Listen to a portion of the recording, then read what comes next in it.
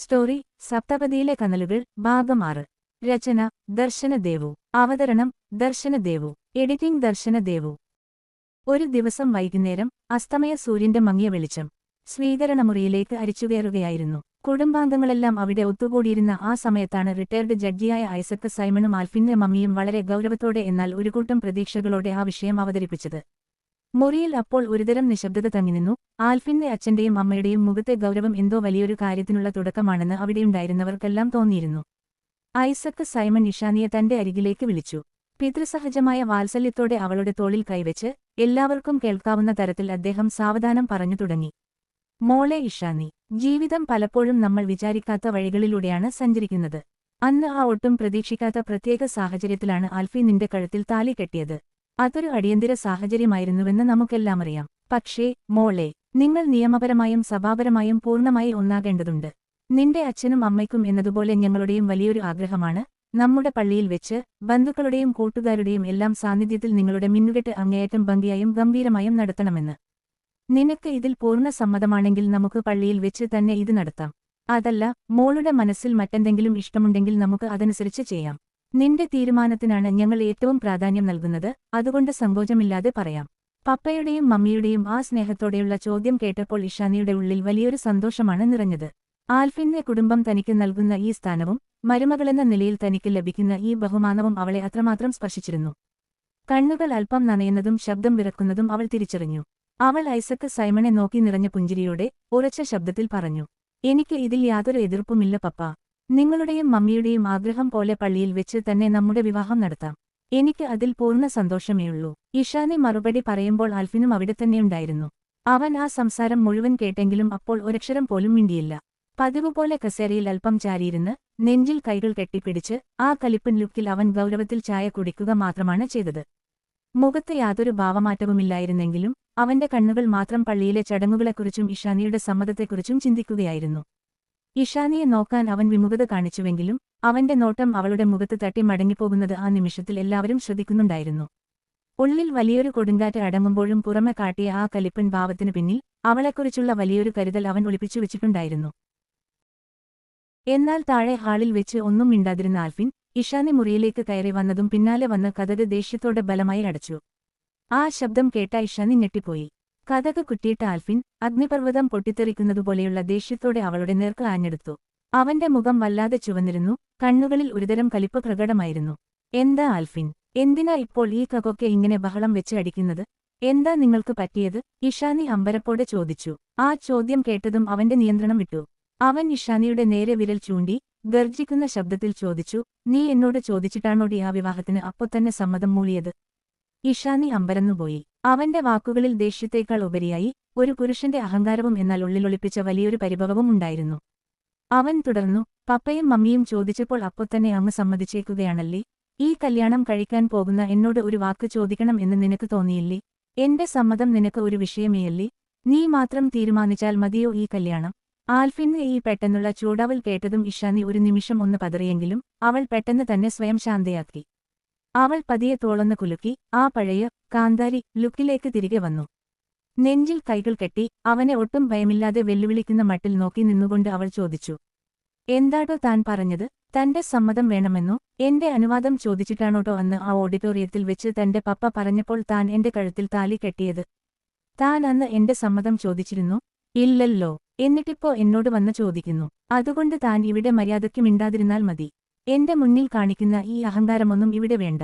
ഞാൻ ആരാണെന്ന് ഈ ഡോക്ടർക്ക് നല്ലതുപോലെ അറിയാലോ. ഇനി ഞാൻ എന്താണെന്ന് കാണാൻ ആഗ്രഹമുണ്ടെങ്കിൽ വെല്ലുവിളിച്ചു നോക്കിക്കോ. മനസ്സിലായോ തനിക്ക്? അവളുടെ ആ ഭരണിപ്പാട്ടും അപ്രതീക്ഷിതമായ ഈ തിരിച്ചടിയും കേട്ട് ആൽഫിൻ ഒന്ന് പകച്ചുപോയി. അവൻ അന്തം വിട്ട് അവളെ നോക്കി നിന്നു. ഇത്രയും നേരം ദേഷ്യം കൊണ്ട് വിറച്ചവന്റെ ഉള്ളിൽ അവളുടെ ആ ധൈര്യം കണ്ടപ്പോൾ ഒരു ചെറിയ വിങ്ങ് തോന്നി. അവളെയൊന്ന് സൂക്ഷിച്ചു നോക്കി ദേഷ്യം അടക്കിപ്പിടിച്ചുകൊണ്ട് അവൻ മനസ്സിൽ വിചാരിച്ചു, എന്റെ ഈശോയെ, ഈ ജീവി എന്നെ കടിക്കുമോ? വായ തുറന്നാൽ വെടിമരുന്ന് ചിതറിക്കുന്ന ഈ സാധനത്തിനെയാണോ ഞാൻ ജീവിതകാലം മുഴുവൻ ഇവിടെ സഹിക്കേണ്ടി വരിക? ദൈവം തമ്പുരാനെ, ഞാൻ എന്തു പിഴച്ചു? ആൽഫിന്റെ ഉള്ളിലെ പ്രണയവും ദേഷ്യവും ഒരുപോലെ ആ കണ്ണുകളിൽ തിളങ്ങുന്നുണ്ടായിരുന്നു. അത് കാണാതിരിക്കാൻ ഇഷാനി ബുദ്ധിപൂർവ്വം മുഖം തിരിച്ചു. അങ്ങനെ നാളുകൾ കാത്തിരുന്ന ആ മംഗളമുഹൂർത്തം പുലർന്നു. ആൽഫിന്റെയും ഇഷാനിയുടെയും പള്ളിയിൽ വെച്ചുള്ള ഔദ്യോഗിക വിവാഹദിനം. പള്ളി അങ്കണം മുല്ലപ്പൂക്കളുടെയും വർണ്ണപ്പൂക്കളുടെയും സുഗന്ധത്താൽ മുഖരിതമായിരുന്നു. അലങ്കരിച്ച ദീപങ്ങൾ പ്രകാശഗോപുരങ്ങൾ പോലെ മിന്നിത്തിളങ്ങി. നാട്ടിലെ പ്രമുഖരും ആൽഫിന്റെ കുടുംബസുഹൃത്തുക്കളും ഇഷാനിയുടെ വേണ്ടപ്പെട്ടവരുമടക്കം വലിയൊരു ജനാവലി തന്നെ അവിടെ തടിച്ചുകൂടിയിരുന്നു. ഹോസ്പിറ്റലിലെ സ്റ്റാഫും ആൽഫിൻ നൽകിയ സ്നേഹചികിത്സയുടെ ഓർമ്മകളുമായി എത്തിയ രോഗികളുമെല്ലാം ആ നിമിഷത്തിന്റെ സാക്ഷികളാകാൻ ഒഴുകിയെത്തി. വിവാഹചടങ്ങുകൾ പുരോഗമിക്കവേ പള്ളിയിലെ വലിയ അൾത്താരയ്ക്ക് മുന്നിൽ തിരിഞ്ഞുനിന്ന് ആൽഫിന്റെ കണ്ണുകൾ അറിയാതെ തന്നെ ജനക്കൂട്ടത്തിനിടയിലൂടെ ഒന്ന് പരതി. തന്റെ ജീവിതത്തിലെ ഏറ്റവും വലിയ സന്തോഷത്തിൽ കൂടിയില്ലാത്ത, എന്നാൽ മനസ്സിൽ ഇപ്പോഴും മായാതെ കിടക്കുന്ന ചെങ്കുകൂട്ടുകാരൻ ആത്മിക്ക്. ആ ഒരു നൊമ്പരം അവന്റെ ഉള്ളിൽ മുള്ളുപോലെ തറച്ചുനിന്നെങ്കിലും തൊട്ടടുത്ത് കസവുതട്ടവും മനോഹരമായ വെളുത്ത വിവാഹവസ്ത്രവുമണിഞ്ഞ് മാലാക പോലെ നിൽക്കുന്ന ഇഷാനിയെ കണ്ടപ്പോൾ അവന്റെ മനസ്സ് ശാന്തമായി. അരികിൽ കറുത്ത സ്യൂട്ടണിഞ്ഞ് ആ വലിയ കണ്ണുകളിൽ പ്രണയം ഒളിപ്പിച്ചു വെച്ച് നിൽക്കുന്ന നമ്മുടെ കലിപ്പൻ ഡോക്ടർ. പരസ്പരം നോക്കുമ്പോൾ ആ കണ്ണുകളിൽ ഇന്നും വഴക്കിന്റെയും കുറുമ്പിന്റെയും തിളക്കം തെല്ലും കുറഞ്ഞിട്ടില്ലെന്ന് അവർക്ക് തന്നെ ബോധ്യമായിരുന്നു. മന്ത്രകോടിയും മിന്നുകെട്ടുമായി പള്ളിയിലെ പരിശുദ്ധമായ ചടങ്ങുകൾ ഭംഗിയായി പൂർത്തിയായി.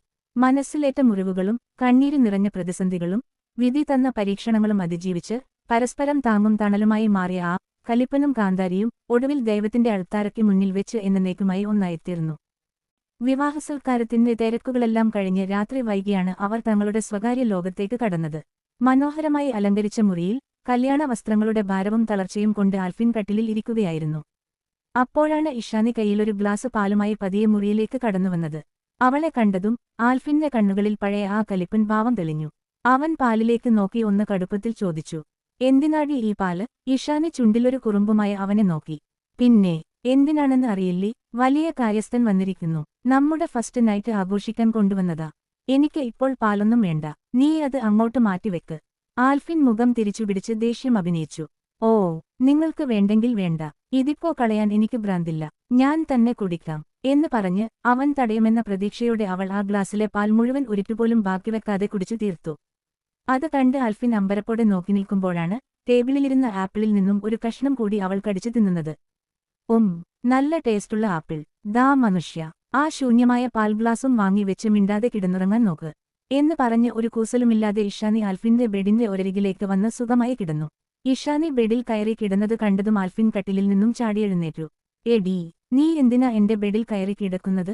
താഴെയിറങ്ങി കിടക്കടി." ആൽഫിൻ എപ്പോഴും പറയുന്ന ആ പഴയ ഡയലോഗ് കേട്ടതും ഇഷാനി പതുക്കെ എഴുന്നേറ്റിരുന്നു. ഇത്തവണ അവൾ പതറിയില്ല. പകരം അവന്റെ മുഖത്തേക്ക് നേരെ വിരൽ ചൂണ്ടി അങ്ങേയറ്റം ഉറപ്പോടെ അവൾ പറഞ്ഞു, "എപ്പോഴും താഴെയിറങ്ങി കിടക്കാൻ പറയാൻ ഞാൻ അന്ന് ഒപ്പിട്ട ആ കരാർ ഭാര്യയല്ല ഡോക്ടറെ. അന്ന് ആ പദവി ഞാൻ തെറ്റിച്ചു എന്ന് വെച്ച് ഇനിയും എന്നെ താഴേക്ക് ഓടിക്കാമെന്ന് വിചാരിക്കേണ്ട. ഞാൻ ഇനി ഇയാൾക്കൊപ്പം ഈ ബെഡിൽ മാത്രമേ കിടക്കുകയുള്ളൂ. നമ്മൾ ഇന്ന് പള്ളിയിൽ വെച്ച് മാലാഖമാരെ സാക്ഷി നിർത്തി നന്നായി കെട്ടിയവരാണ്. കർത്താവിന്റെ അൾത്താരയ്ക്ക് മുന്നിൽ വെച്ച് താൻ എന്റെ നിയമപരമായ ഭർത്താവാണ്, അത് താൻ മറക്കണ്ട. അതുകൊണ്ട് അധികം സീൻ ഉണ്ടാക്കാതെ അങ്ങോട്ട് മാറിക്കിടക്കയിച്ചായ." തന്റെ ആയുസ്സിൽ ഇഷാനിയിൽ നിന്നും അങ്ങനെ ഒരു വിളി ആൽഫിൻ ഒട്ടും പ്രതീക്ഷിച്ചിരുന്നില്ല.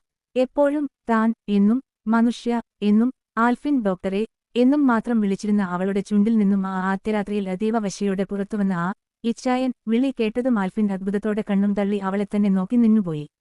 അവന്റെ ഉള്ളിൽ പ്രണയത്തിന്റെ 1000 മണിമുഴക്കങ്ങൾ ഒരേസമയം ഉണ്ടായെങ്കിലും തന്റെ കലിപ്പൻ ലുക്ക് വിട്ടുകൊടുക്കാൻ അവൻ മടിച്ചു. എങ്കിലും ആ കലിപ്പൻ മുഖത്തിന് പിന്നിൽ അവളോടുള്ള അടക്കാനാകാത്ത പ്രണയം ഒരു തീജ്വാല പോലെ പതുക്കെ പടർന്നു പിടിക്കുന്നുണ്ടായിരുന്നു. ആ ആദ്യരാത്രിയിലെ മഞ്ഞുതുള്ളി പോലെ ആ ഒരു വിളി അവന്റെ ഹൃദയത്തിൽ പുതിയൊരു പ്രണയകഥയ്ക്ക് തുടക്കം കുറിച്ചു. തുടരും. സ്റ്റോറി ഇഷ്ടപ്പെട്ടെങ്കിൽ സബ്സ്ക്രൈബ് ചെയ്യുക, നിങ്ങളുടെ അഭിപ്രായങ്ങൾ കമന്റ് ചെയ്യുക.